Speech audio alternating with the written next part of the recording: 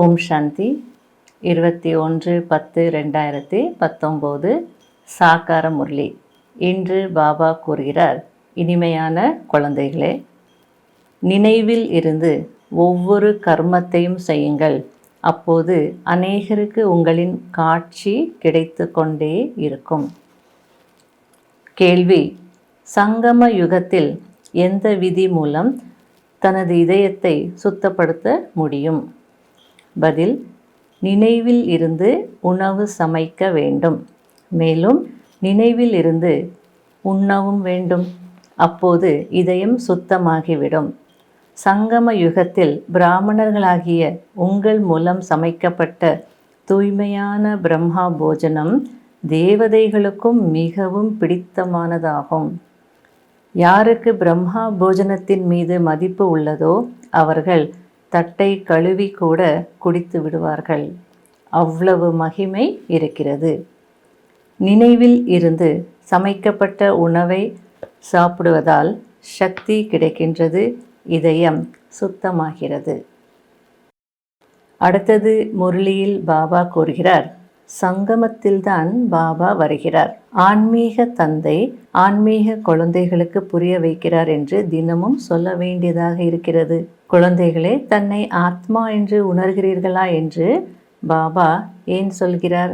அப்பொழுதுதான் எல்லையற்ற தந்தை ஆத்மாக்களாகிய நமக்கு படிப்பு சொல்லி கொடுத்துட்டு இருக்கிறார் என்ற நினைவு நமக்கு இருக்கும். அடுத்தது பாபா சொல்றார், சேவைக்கான விதவிதமான பாயிண்ட்ஸும் நான் புரிய வைக்கிறேன். ஏனென்றால் குழந்தைகள், பாபா சேவை இல்லை, நாங்கள் வெளியில் போய் எப்படி சேவை செய்வது என்றெல்லாம் கேட்கிறார்கள். அதற்கு பாபா சொல்கிறார், சேவை மிகவும் சகஜம்தான்.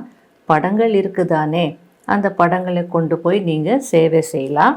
அதுலேயும் முக்கியமான படம் பாபா ஏணி படம் அப்படின்றார். இந்த ஏணி படத்தில் நல்லா நீங்கள் புரிய வைக்கலாம் ஞானத்தை.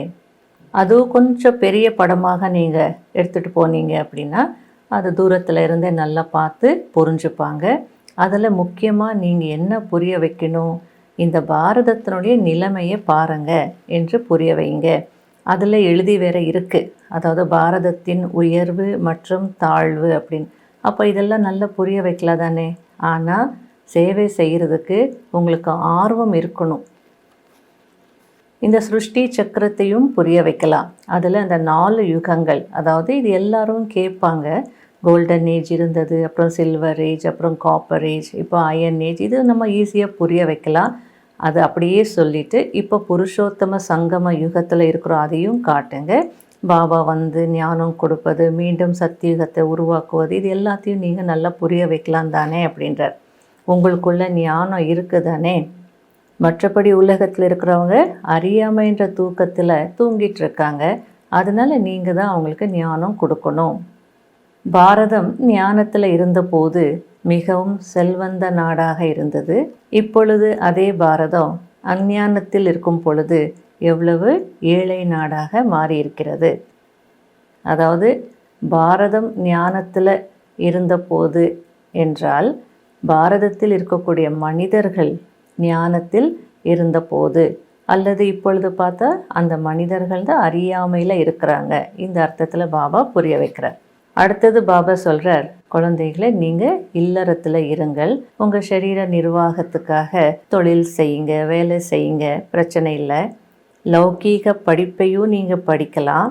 ஆனால் அதே நேரத்தில் நாம் பிறருக்கு எப்படி நன்மை செய்வது இதை பற்றியும் சிந்தனை செய்யணும். நேரத்தை ஒதுக்கி சேவைக்கான சிந்தனை செய்யுங்க அப்படின்றார். பாபா சொல்கிறார், மதுபனத்தில் நீங்கள் அவ்வளவாக யாருக்கும் நன்மை செய்ய முடியாது. அந்த காலத்தில் ஒரு சின்ன கிராமம் போல தான் இருந்தது. அதனால் இங்கே நீங்கள் அவ்வளவாக என்ன சேவை செய்ய முடியும்? வெளியில் போனால், பெரிய பெரிய சிட்டிஸுக்கு போனால் அங்கே நல்லா சேவை செய்யலாம் தானே என்ற அர்த்தத்தில் சொல்கிறார். இங்கே வரணும் நீங்கள் முரளியை கேட்பதற்கு. முரளியில் கூட என்ன இருக்குது? மேஜிக் இருக்குது இல்லையா, மாயா ஜாலம் இருக்குன்றார் பாபா. ஆகையால்தான் பாபாவுக்கு மந்திரவாதி என்று சொல்வார்கள். ஏனென்றால் மனிதர்களை தேவதைகளாக மாற்றிடுறார். இப்பொழுது மனிதர்களுக்குள்ள தெய்வீக குணங்கள் இல்லை. ஆகையால் நீங்கள் எங்கே வேணாலும் போய் சேவை செய்ய முடியும் அப்படின்றார். எல்லாருக்கும் இந்த ஞானம் தேவை. குணங்கள் தேவை. அதனால நீங்கள் போய் சேவை செய்யுங்க. இல்லறத்தில் இருந்து கொண்டே ஆன்மீக வருமானம் செய்துட்டே இருங்க. இல்லறத்தில் இருக்கும் பொழுது முக்கியமானது தூய்மை தான். எங்கே பியூரிட்டி இருக்கிறதோ அங்கே பீஸ் ப்ராஸ்பரிட்டியும் இருக்கும். எப்பொழுது ஆத்மா தூய்மையாகி விடுகிறதோ அப்பொழுது இந்த பழைய உடலுடன் இருக்க வேண்டியதில்லை. ஏன்னா இந்த பழைய உடல் இம்பியூர் உடல். பஞ்ச தத்துவங்கள் கூட இம்பியூராக இருக்குது, தூய்மையற்றதாக இருக்குது. அடுத்தது பாபா சொல்கிறார், இந்த சரீரம் முதல்ல எவ்வளோ சின்னதாக இருக்குது, பிறகு வளர்ந்து பெரியதாகி விடுகிறது.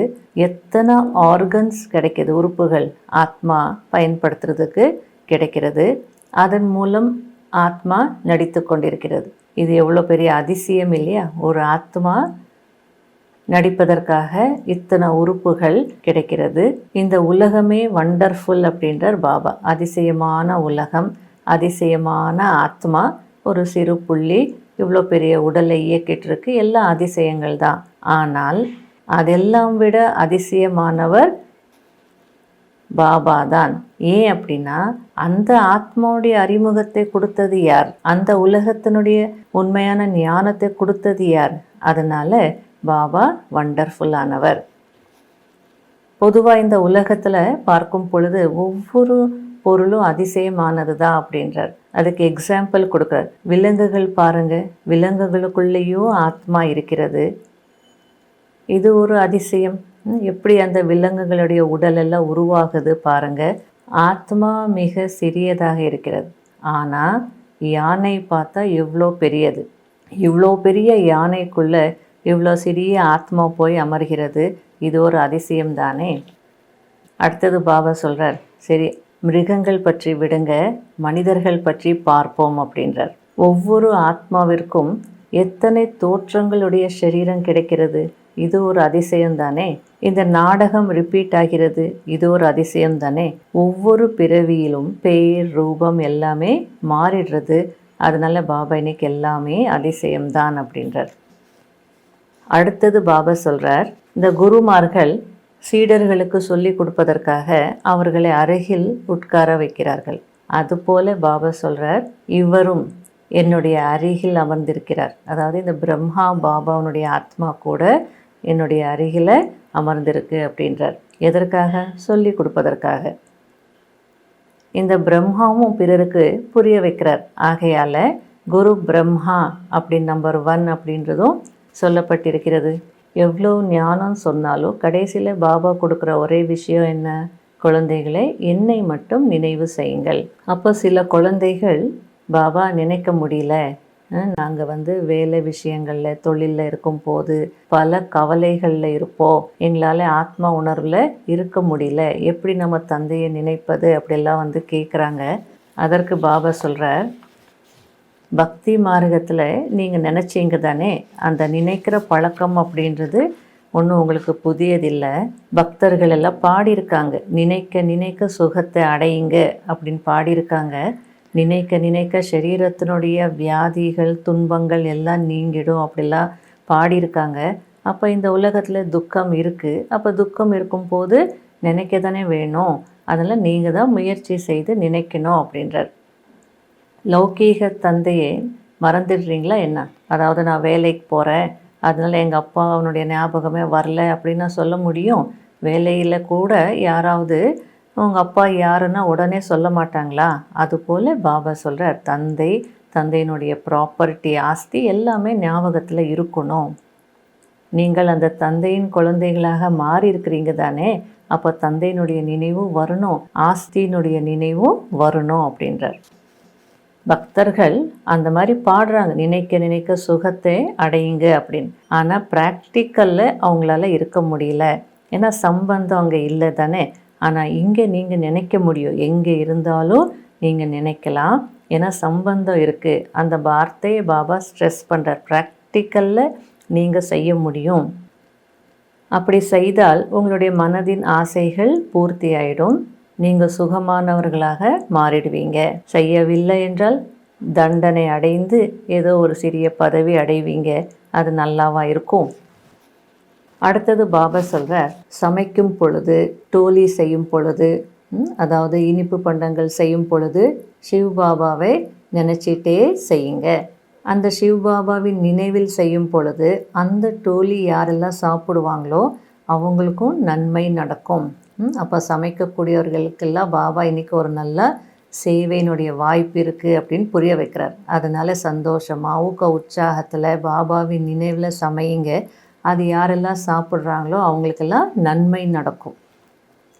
ஆகையால் பாபா இப்படி நமக்கு யுக்திகள் சொல்லி கொடுக்குறார். மற்றபடி வாயின் மூலம் எதுவும் சொல்லிக்கொண்டே செய்ய வேண்டிய அவசியம் இல்லை. அதாவது பக்தி மார்க்கத்தில் சிவ சிவா ராம் ராம் சொல்லி செய்வாங்க இல்லையா, அந்த மாதிரி வாயின் மூலமாக சொல்ல வேண்டிய அவசியம் இல்லை அப்படின்றார். சமைக்கும் பொழுது இதை சிவபாபாவுக்கு போக் வைக்கணும், படைக்கணும் அப்படின்ற அந்த நினைவில் சமையுங்கள். நான் சொல்லிட்டேன், மற்றபடி குழந்தைகளாகிய நீங்கள் தான் இது அமல்படுத்த வேண்டும். கடைபிடிக்க வேண்டிய முக்கியமான சாராம்சம். முதல் பாயிண்ட், எந்த ஒரு விஷயத்தை பற்றியும் கவலைப்படக்கூடாது. ஏனென்றால் இந்த ட்ராமா முற்றிலும் அக்யூரேட்டாக மிக சரியாக உருவாக்கப்பட்டுள்ளது.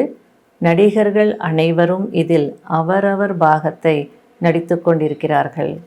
ரெண்டாவது பாயிண்ட், ஜீவன் முக்தி பதவி பெறுவதற்கு அல்லது சதா சுகமானவராக ஆகுவதற்கு உள்ளுக்குள் ஒரு தந்தையின் நினைவு மட்டுமே இருந்து கொண்டிருக்க வேண்டும். வாயினால் எதையும் பேச தேவையில்லை. உணவு சமைக்கும் போதும் உண்ணும் போதும் அவசியம் பாபாவின் நினைவில் இருக்க வேண்டும். வரதானம், சுயநலம் இல்லாத மற்றும் எதிர்மறை இல்லாத மனநிலையின் மூலம் சேவை செய்யக்கூடிய வெற்றி மூர்த்தி ஆகுங்கள். சேவையில் வெற்றிக்கான ஆதாரம் தன்னுடைய சுயநலம் இல்லாத மற்றும் எதிர்மறை இல்லாத மனநிலையாகும். இந்த நிலையில் இருந்து சேவை செய்யக்கூடியவர்கள் சேவை செய்து தானும் திருப்தியாக மற்றும் முகமலர்ச்சியில் இருப்பார்கள். மேலும் அவர்களோடு மற்றவர்களும் திருப்தியாக இருப்பார்கள். சேவை என்றால் குழு இருக்கும். குழு இருந்தால் விதவிதமான விஷயங்கள், கருத்துகள் அல்லது விசாரங்கள் கண்டிப்பாக இருக்கும். ஆனால் வேற்றுமைகளில் குழப்பம் அடையக்கூடாது. அதாவது அநேக கருத்துகள் இருக்கும், அதில் குழப்பம் அடையக்கூடாதுன்றார் பாபா. யாருடைய கருத்தை ஏற்றுக்கொள்வது, யாருடையதை ஏற்றுக்கொள்ளக்கூடாது என்றெல்லாம் நினைக்காதீர்கள். அந்த மாதிரி கன்ஃபியூஷன், ஒருத்தர் இதை செய்யுங்கன்னுவாங்க, இன்னொருத்தர் இது இல்லை இதுதான் செய்யணும்னு சொல்லுவாங்க. அந்த மாதிரி நேரத்தில் கன்ஃபியூஸ் ஆகாதீங்க அப்படின்றார் பாபா. எந்த மாதிரி அந்த நேரத்தில் முடிவெடுக்கணுன்றது புரிய வைக்கிறார். சுயநலம் இல்லாமல், அந்த எதிர்மறையான பாவம் இல்லாமல் முடிவெடுங்க. அப்பொழுது யாருக்கும் வீணான எண்ணங்கள் வராது. இவங்க அவங்க சொல்கிறத கேட்டாங்க, அல்லது இப்படி செய்திருக்கலாமே, அவங்க அப்படி செய்துட்டாங்க, இப்படி செய்திருந்தால் சேவை இன்னும் நல்லா சக்ஸஸ்ஃபுல்லாக நடந்திருக்குன்ற வீண் எண்ணங்கள் எல்லாம் யாருக்கும் வராது. அப்பொழுதுதான் நீங்கள் வெற்றி மூர்த்தி ஆகிவிடுவீர்கள். ஸ்லோகன். இப்பொழுது சகாஷ் மூலம் அநேகரின் புத்தியை மாற்றம் செய்வதற்கான சேவையை ஆரம்பம் செய்யுங்கள். ஓம் சாந்தி.